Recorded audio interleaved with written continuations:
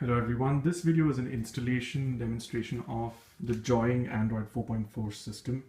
I purchased this on Amazon together with a dashboard prying tool set for about $5.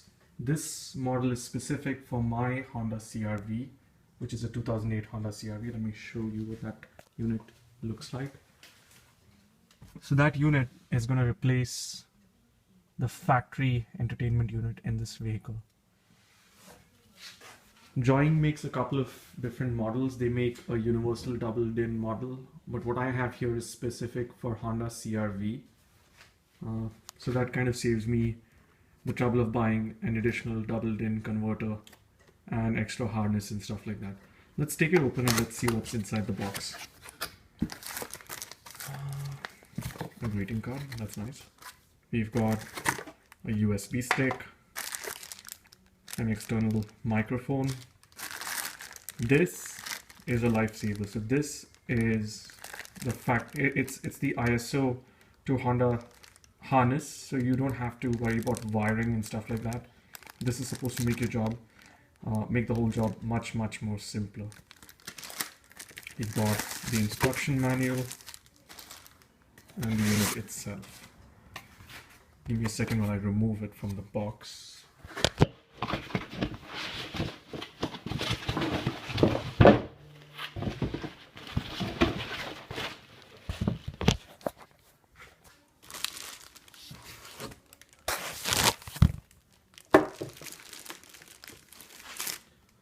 So that's the unit. As you can see, it's not a double DIN unit.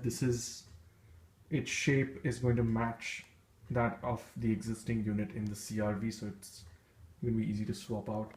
Also, this unit comes with the additional knobs for volume control and the tuner knob, additional buttons, which is different from a universal double DIN unit that they sell. Also, if I look at it, I've got a remote control and a GPS antenna.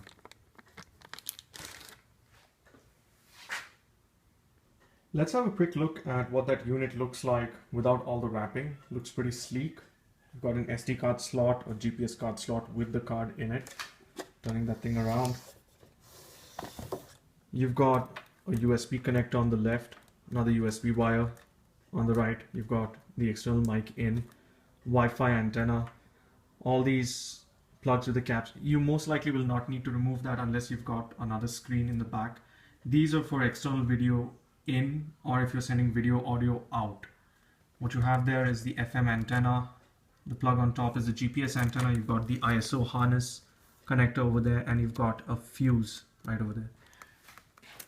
Circuit diagram on top. But my suggestion is, instead of that, just pick the manual, and if you open the manual, you should find a more well-defined diagram within that explains how all the connections, how they need to go. Even before we get near the old unit, we'll have to first remove the air conditioning controls and the air conditioning vent. To do that, I have some PVC tape, electrical tape. I've used that to tape my flathead screwdriver. I don't want to damage the plastic in the car, so that's what the tape is for. I've got a precision screwdriver, flat again. I'm going to use this to release my transmission lock. And I've got a plastic prying tool. So we're in the car now, and before we do anything, just make sure you've got the parking brake set. First thing what I'm going to do is I'm going to release the transmission. Keep that piece. Let's bring this thing down. Got that out of the way. Now, I'm going to pop out the controls first, the air conditioning controls. It's important to know how many locks this thing has. So it's got 4 locks, 1, 2, 3, and 4. And to pop it open, it's got 2 notches on the sides. So what I'm going to do is I'm going to use my flathead screwdriver with the electrical tape. I'm going to push it in on the side into one of those notches and apply pressure till it pops. Once I have one side open, I can then use the prying tool and sort of pop the other locks out. Once I get it open, I'll show that what that looks like. So I have it out. These are the locks I was mentioning. So there are 2 on the top, 2 on the bottom. Once you get one of them out, the prying tool will help you to get the others. I'm just going to keep that aside, out of harm's way. The next thing what we're going to do is we have to remove these vents. To remove these vents, there's a little plastic cover right on top. We have to pop this one out. If you look carefully, there's a small little notch over there, and that's the way we get in. So I'm going to use my prying tool and I'm going to use a screwdriver again, lifting that up a bit. Get my prying tool. All right.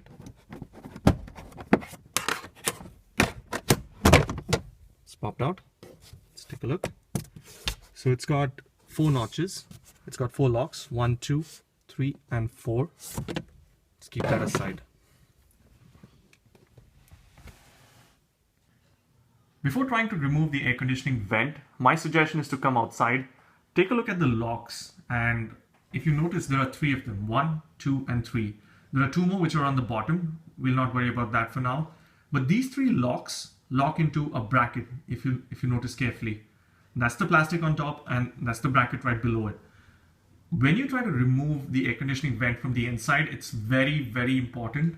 You know the difference between that bracket and the plastic on top. Use your prying tool in between, but don't try to grab hold of the bracket when you try to remove the air conditioning vent. So we're back in the car and we're going to remove the air conditioning vent. If you check videos online, most people suggest just pulling back until it pops open. I feel that that might cause more damage. Now that we know where the locks are, just use a prying tool. If needed, get your head in there so you can see what you're doing. Get the prying tool right between the bracket and the vent, and it should be as simple as just lifting. Once you get one out, hold on to it, pop the other side out, 2 of them out, the middle one should not be a problem. So once you get that out, there are 2 more locks at the bottom. Use the prying tool again.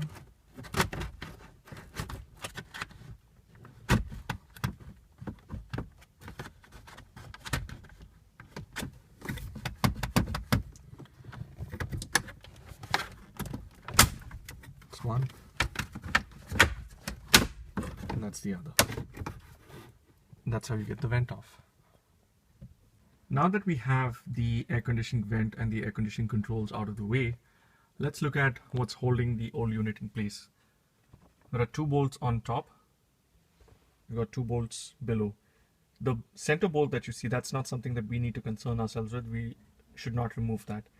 These are hex bolts. They've got, to take them out, you can use a socket wrench or you can use a Phillips head screwdriver, a star screwdriver. So have those tools ready and then we'll get started. So if you see now, we've gotten those bolts out on top and below. This unit also comes with locks. It's important to know where those locks are.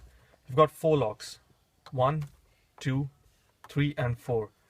My suggestion to remove this is take your prying tool again, get it behind one corner, pull till you pop the first lock.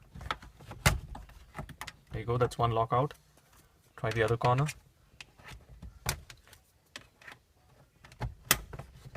That's 2 out. Once you have 2, just get the tool in there. Got 3. Let's do the same on this side. That's 4. Once you have that, pull the unit out. Careful about the wiring. And then disconnect these wires so that you're ready to proceed to the next step. Now that we have the old unit out, let's look at the wiring harness that came with the new unit. Here we go. That's the ISO connector, which goes into the back of the unit, and the FM antenna. These are the only 2 things that connect into the new unit. I've got 3 connectors right here. These are for the existing wires that come out of the CRV. Again, I've got 3 of them. We'll come to that in a second. I'm also going to connect the GPS antenna that came with the unit. I will not be connecting the external microphone. I don't think I need that. The new unit has a mic on the front face right there. So I don't think I need the external microphone. The one thing that's missing in the new unit, at least in the wiring diagram, is the auxiliary in. The old unit had it.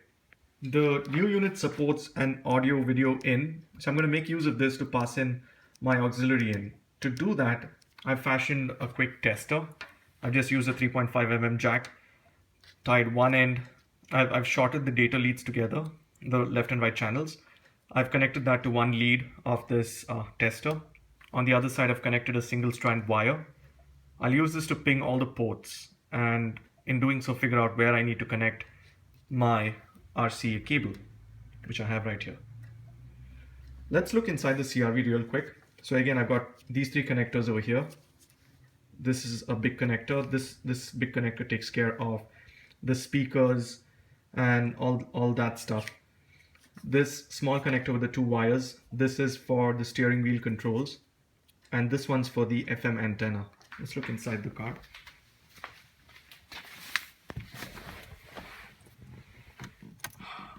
So that's the big connector. Again, this has the tweeter, the front speaker, the rear speakers, etc. That's the FM antenna. This one's for the steering wheel controls.